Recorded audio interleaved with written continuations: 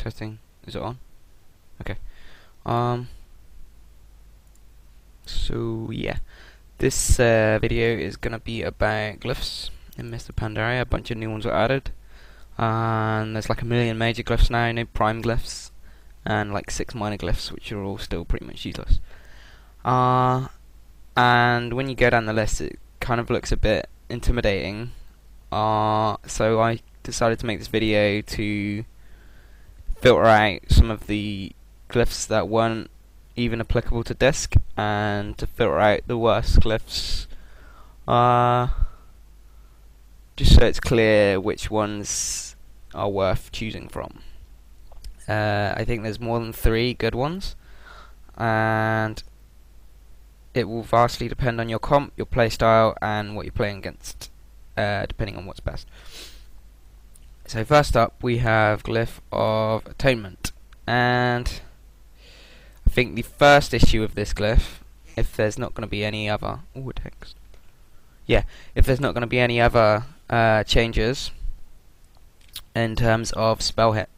I have received some info that Spirit is going to be directly converted to hit for healers, which would be absolutely amazing, but we'll have to wait and see on that. If that doesn't happen, then I think this glyph should include Dispel and Fear as well, just because it would actually just make it worth taking. But aside from that, I guess it's like the hit is for PvE, so if they don't do that, I could completely understand.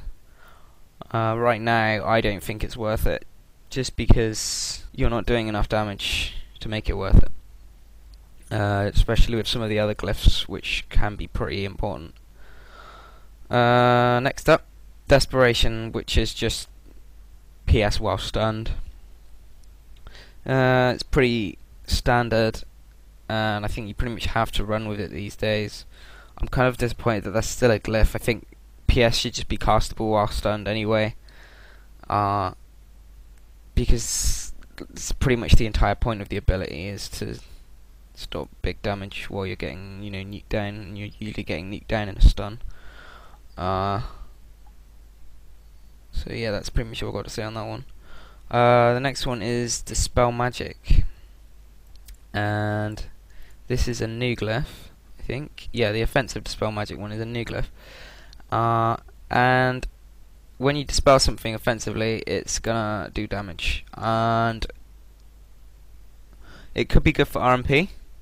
It could be really good for RMP, for like if you're tunneling healers or something.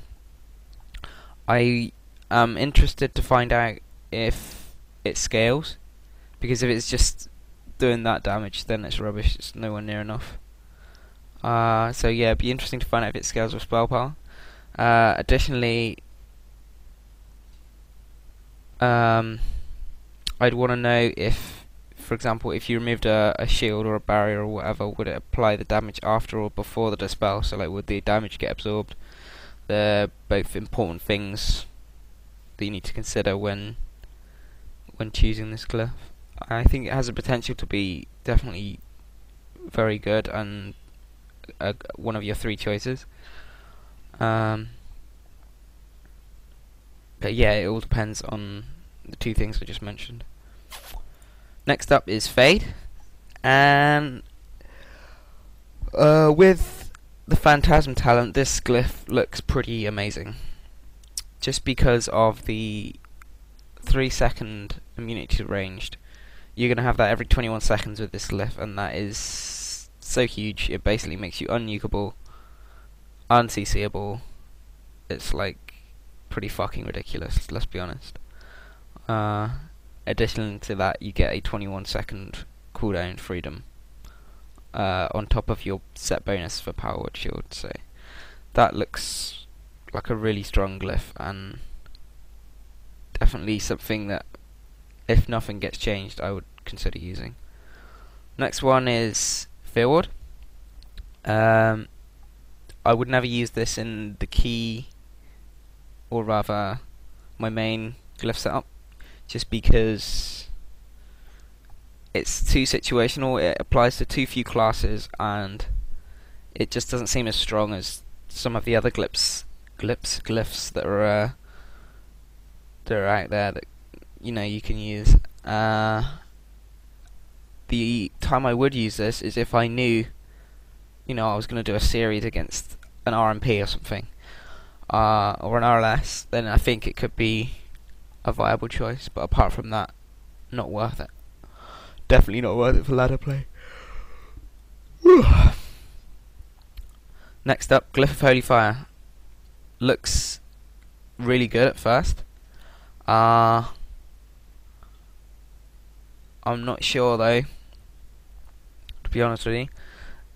It depends on how much damage Holy Fire is going to do, and it depends on how much free time you have to nuke, because when you use Holy Fire instantly, you've still got a 1.5 second global.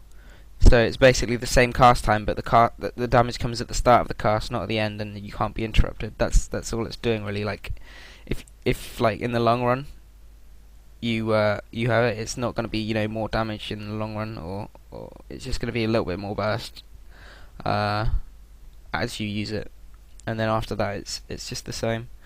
So I think the strength of this glyph lies in you can't be interrupted, and it's a quick way to keep an evangelism stack. But if you're on the ball and you're nuking at the correct times, then I don't think you're going to be interrupted anyway, really. So I'm not sure if it's needed or not. So yeah, we'll have to wait and see on that. Anyway, I've been talking way longer than I thought I would, so I'm going to cut it off there for today, just so this isn't too long and boring. I'll do another part of Glyphs tomorrow, and then hopefully wrap it up.